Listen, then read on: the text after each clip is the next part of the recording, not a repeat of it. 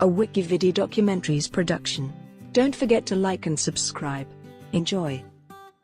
Billy McFarland, fraudster. William Z. McFarland is an American entrepreneur and convicted fraudster who co-founded the ill-fated Fyre Festival.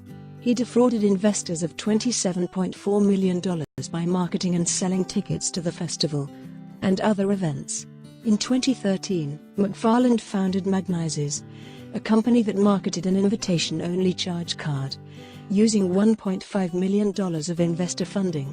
He later founded and acted as CEO of Fyre Media, which developed the Fyre mobile app for booking music talent. In late 2016, along with rapper Ja Rule, McFarland co-founded the Fyre Festival, a luxury music festival intended to promote the Fyre app. The event was scheduled to take place in April-May 2017, but was aborted after attendees arrived, due to issues with security, food, logistics, understaffing, accommodations, and talent relations. In May 2017, McFarland and Ja Rule were sued for $100 million in a class action lawsuit on behalf of Fyre Festival attendees. The following month, McFarland was arrested and charged with wire fraud in Manhattan federal court for his role in the organization of the festival. After pleading guilty to 2 counts of wire fraud in March 2018, he was sentenced to 6 years in federal prison. Early life and education. McFarland was raised in the Short Hills section of Millburn, New Jersey. His parents are real estate developers. At age 13, he founded an online outsourcing startup that matched clients with web designers. He briefly attended Bucknell University in Lewisburg, Pennsylvania, where he studied computer engineering for less than 9 months. Career. McFarland dropped out of college toward the end of his freshman year and founded the short-lived online ad platform Spling, where he served as CEO. In August 2013, McFarland seeded payments company Magnises with $1.5 million of investor funding, aiming to create an exclusive, black card, with social perks such as club membership, targeted at status-oriented millennials in certain big cities.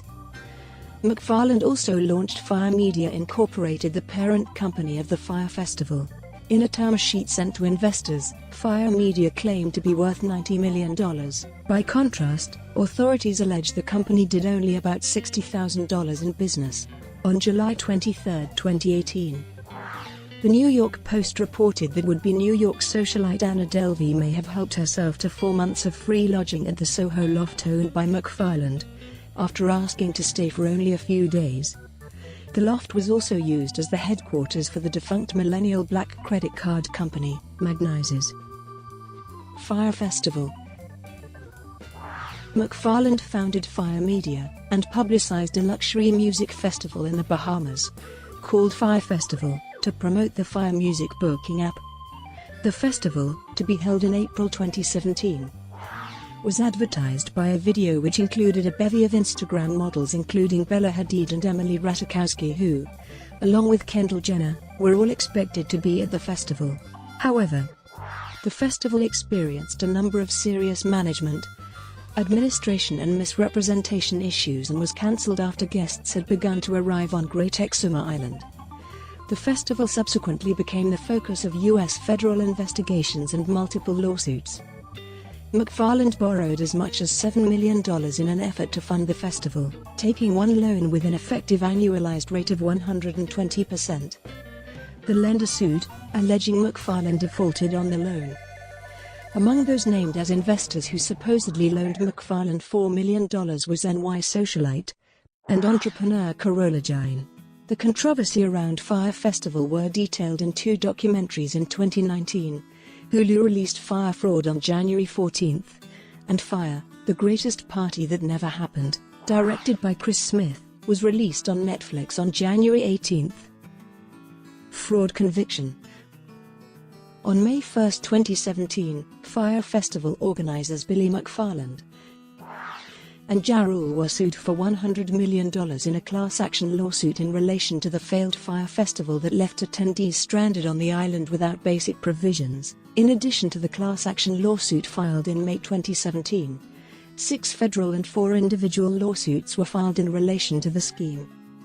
McFarland was arrested by federal agents on June 30, 2017, and charged with wire fraud in relation to Fyre and Fyre Festival. He was released on $300,000 bail on July 1. McFarland faced up to 4 years and 9 months under U.S. sentencing guidelines, said Assistant U.S. Attorney Christy Greenberg. She added that McFarland's short but eventful career showed a pattern of deception and overpromising luxury experiences that were not delivered. In July 2017, McFarland was represented by a public defender at a bail hearing after his previous legal team had not been paid enough to continue to represent him.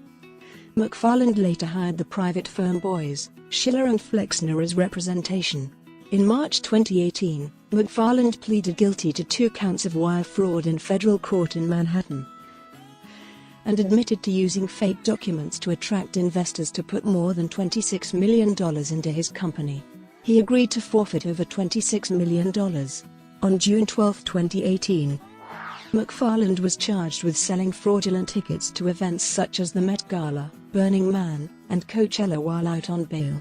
On October 11, 2018, McFarland was sentenced to 6 years in federal prison. He is incarcerated at FCI Otisville, in Orange County, New York. Brought to you by WikiVidi Documentaries. Would you like to know more?